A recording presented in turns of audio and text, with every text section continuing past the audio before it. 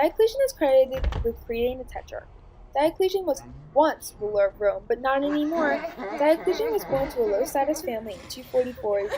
Because his family was not rich or extremely influential, little is known about Diocletian's early years. Diocletian doesn't enter history in a big way until about his 40s. He rose through the military ranks from a young age to ultimately becoming an emperor.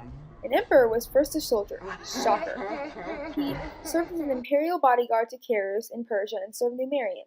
Carus was the nitwit that ruled before Diocletian and was killed by his own men. Silly goose. After Carus was announced dead, Diocletian became emperor. Funny how Diocletian just happened to be working under Carus right before he died and then became emperor. Diocletian came to power and figured out that the Roman Empire was way too big to rule alone. He then chose Maximian to rule the western half of the empire. When Diocletian first came to power and formed the Tetrarchy, the crisis of the 3rd century ended. I guess when they say go out with a big bang, they really mean it. Maximian was born into a family of shopkeepers in Serbia in the year 250. Maximian also was brought up in the army, and he fought with Diocletian often. Who wouldn't choose the person they often argue with to help rule a whole empire with them?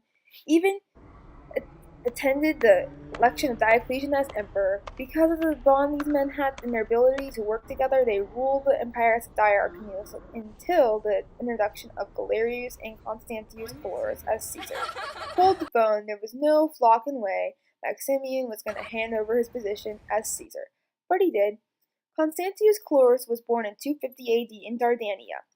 It is said that he has royalty in his family, but it is also said that he came up from noble beginnings.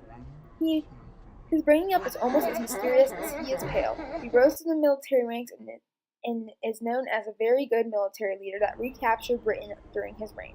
After he drove the mighty Franks out of Britain, he frankly thought that he needed a break, so he did not try to capture Britain until 3 years later.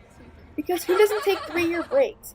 He was a co-emperor to Maximian and helped him rule the western part of the empire. During the Tetrarchy reign was also the time of the great persecution of Christians, since it definitely makes sense to kill people for believing in a different god.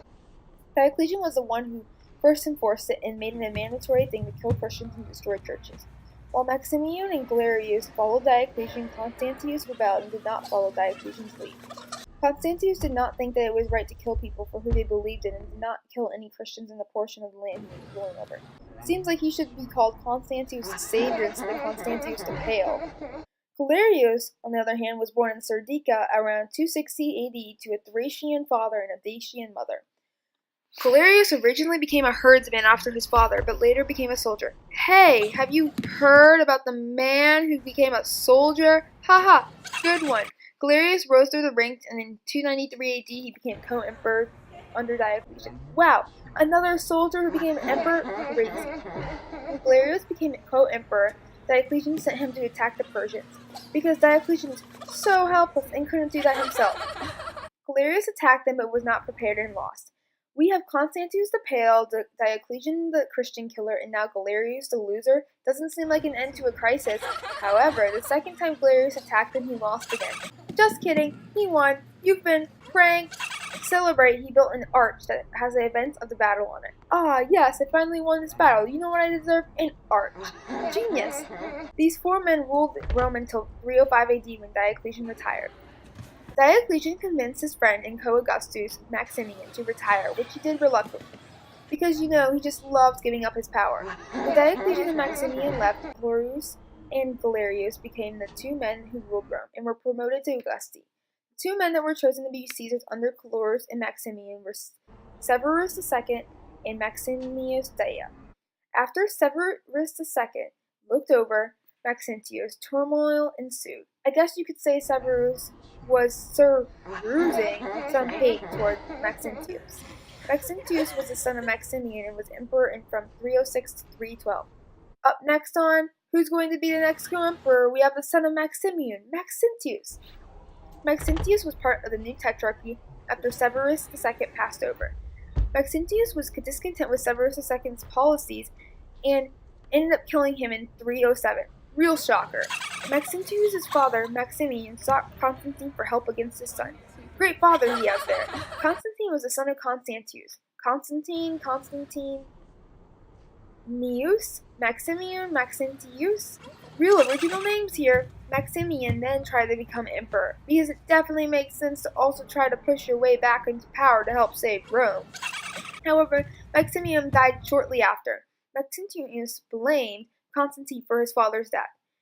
Surprised, he's defending his father after his father won him out of power. Constantine took control over Maxentius' land, Italy and Africa, in 312. After ruling for 6 years, Maxentius was killed in the Battle of the Milvian Bridge by his brother-in-law Constantine. And after all his family did for him, shaking my head. Constantine, also known as Constantine the Great or Constantine the Fat, rose to power in 306 AD. Following the death of his father Constantius, Constantine was praised and urged into power by his army. Once Constantine became emperor, he defeated his brothers-in-law in civil wars, because they really valued family back then, and eventually conquered the entire empire through 2 civil wars, because those 2 wars were clearly civil. During the First Civil War, Constantine the Great defeated Maxentius and took control of Italy and Africa. He's definitely so great to have started this civil war. Oh wait, there's more. During the Second Civil War, Constantine defeated former ally Licinius and took control of land from modern Croatia to Egypt. I don't know about Constantine, but I sure could use a nap after hearing about all those dubs. In celebration of his victory over Licinius, Constantine founded the city of Constantinople on the ancient city of Byzantine, clearly taking after his father, Constantius. He too is amazing at coming up with original names. Constantinople became a founding city for Christianity in the Roman Empire. Once Constantine died, the Tetrarchy era concluded. Guess he should be called Constantine the Tetrarchy Ender instead of Constantine the Great.